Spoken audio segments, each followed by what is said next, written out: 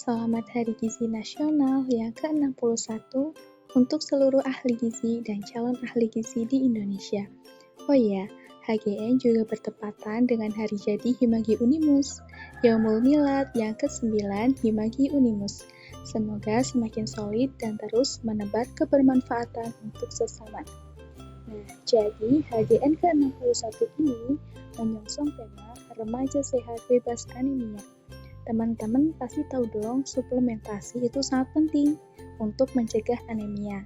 Tetapi jangan lupa juga harus tetap jaga asupannya ya. Oke, sekarang kita akan belajar bagaimana menjaga asupan dengan pedoman gizi seimbang. Assalamualaikum teman-teman. Di sini saya akan menjelaskan tentang 4 pilar dan 10 pesan gizi seimbang. Apakah kalian tahu apa itu gizi seimbang?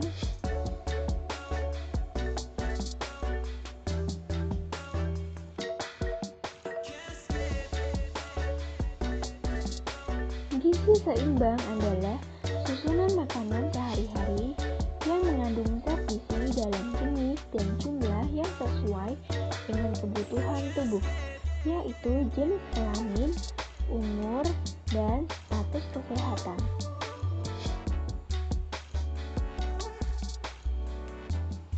Gizi seimbang memiliki fungsi. Nah, apa saja sih fungsi dari gizi seimbang itu?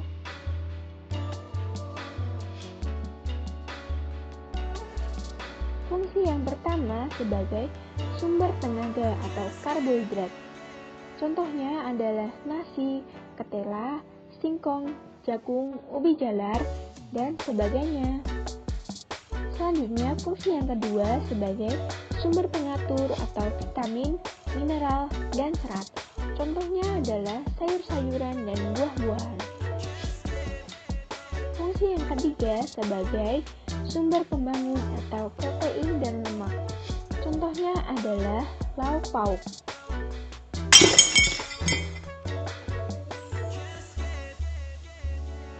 Berikutnya ada ilustrasi tumpeng. Untuk mempermudah pemahaman mengenai pesan gizi seimbang, setiap negara di dunia memiliki visualisasi yang disesuaikan dengan kebudayaan masing-masing. Di Indonesia, prinsip pesan gizi seimbang divisualisasikan dalam bentuk tumpeng dan nampaknya yang disebut tumpeng gizi seimbang atau TGS. Berikutnya ada 4 pilar gizi seimbang. Nah, apa saja isi dari 4 pilar itu?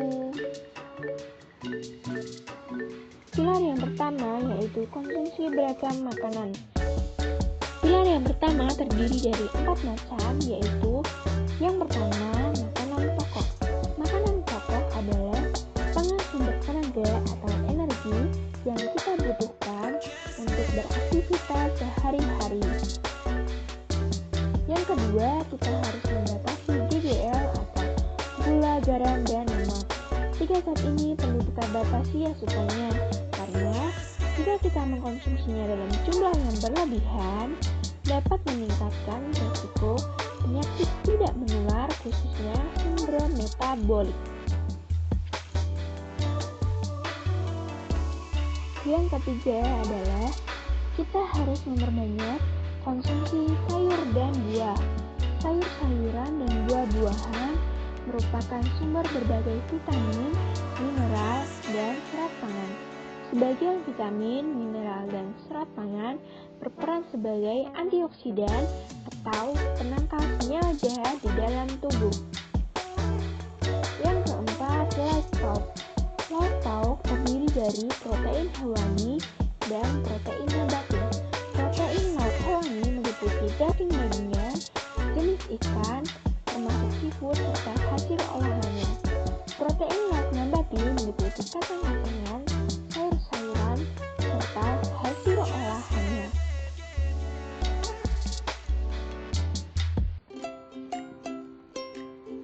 Selanjutnya adalah pilar yang kedua, yaitu perilaku hidup bersih atau PHB. Tujuannya agar kita terhindar dari sumber penyakit infeksi. Contoh dari PHB adalah mencuci tangan dengan sabun sebelum dan setelah makan, sebelum menyiapkan makanan dan minuman, setelah buang air, dan menutup makanan yang disajikan, serta selalu menutup mulut dan hidung bila bersin.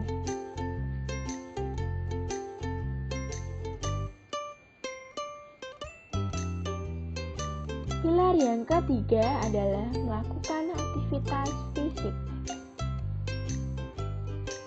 Tujuannya agar memperlancar sistem metabolisme zat gizi di dalam tubuh. Aktivitas fisik membuat tubuh kita menjadi bugar.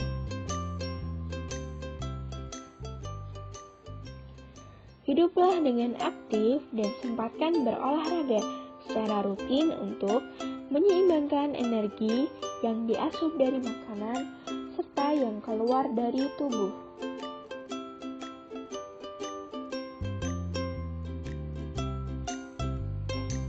Selanjutnya adalah beberapa aktivitas fisik yang dapat kita lakukan.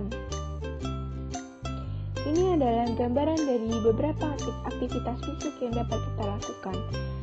Nah, untuk mendapatkan aktivitas fisik yang cukup, dapat dengan latihan fisik atau olahraga minimal 30 menit per hari dan minimal 3-5 hari dalam seminggu. Pilar yang keempat adalah mempertahankan berat badan normal. Tujuannya agar tubuh tetap sehat, tidak terlalu kurus dan tidak terlalu gemuk. Memantau berat badan perlu dilakukan secara rutin, misalnya 1 bulan sekali, sehingga kita dapat mendeteksi masalah gizi yang terjadi dalam tubuh kita secara dini.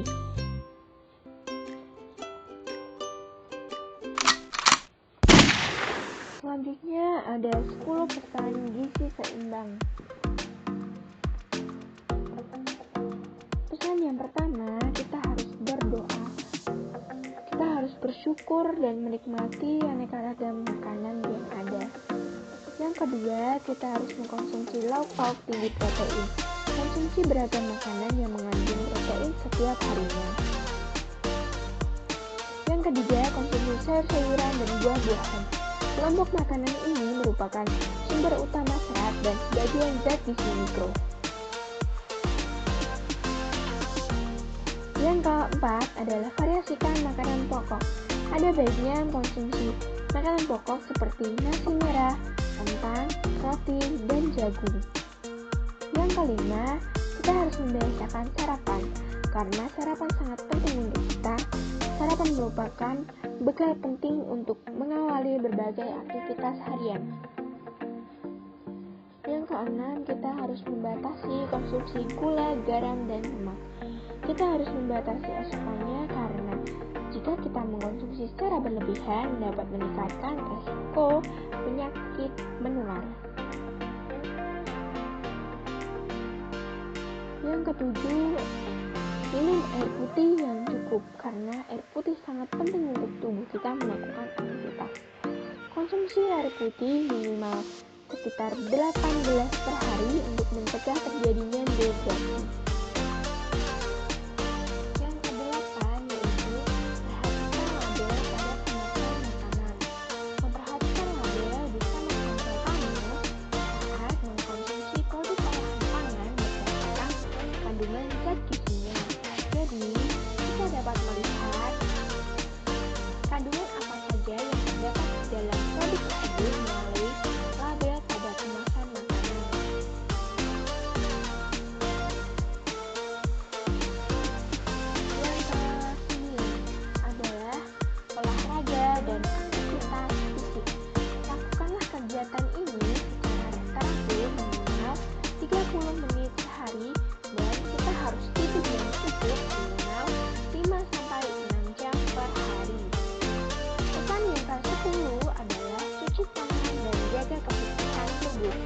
Kita harus selalu mencuci tangan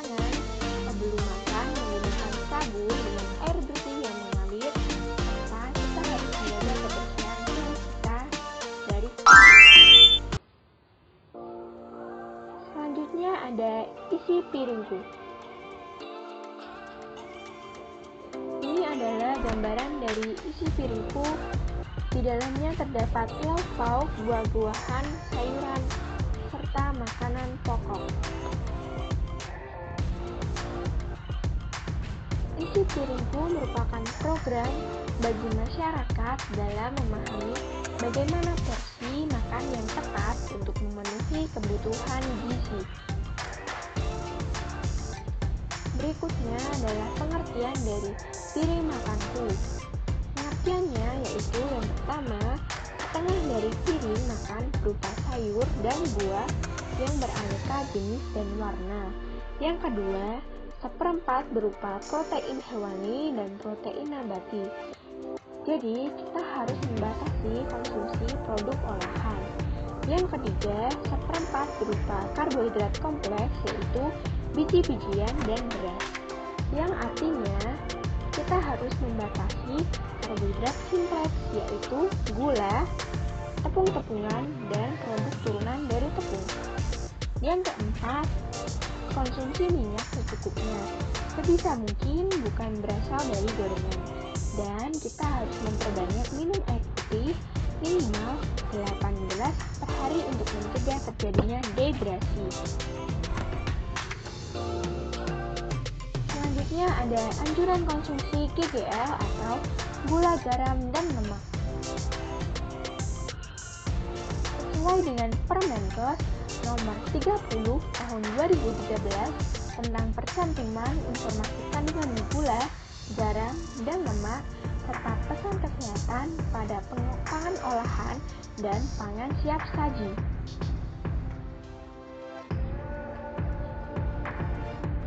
Yang pertama G4. G4 yaitu gula. Anjuran konsumsi gula per orang per hari adalah 10% dari total energi 200 kalori atau setara dengan gula 4 sendok makan per orang per hari atau 50 gram per orang per hari. Yang kedua G1 yaitu garam. Anjuran konsumsi garam per orang per hari adalah 2000 mg natrium atau setara dengan garam 1 sendok teh per orang per hari atau 5 gram per orang per hari. Yang ketiga yaitu L5 lemak. Anjuran konsumsi lemak per orang per hari adalah 20-25% dari total energi 702 kalori atau setara dengan lemak 5 sendok makan per orang per hari atau 67 gram per orang per hari.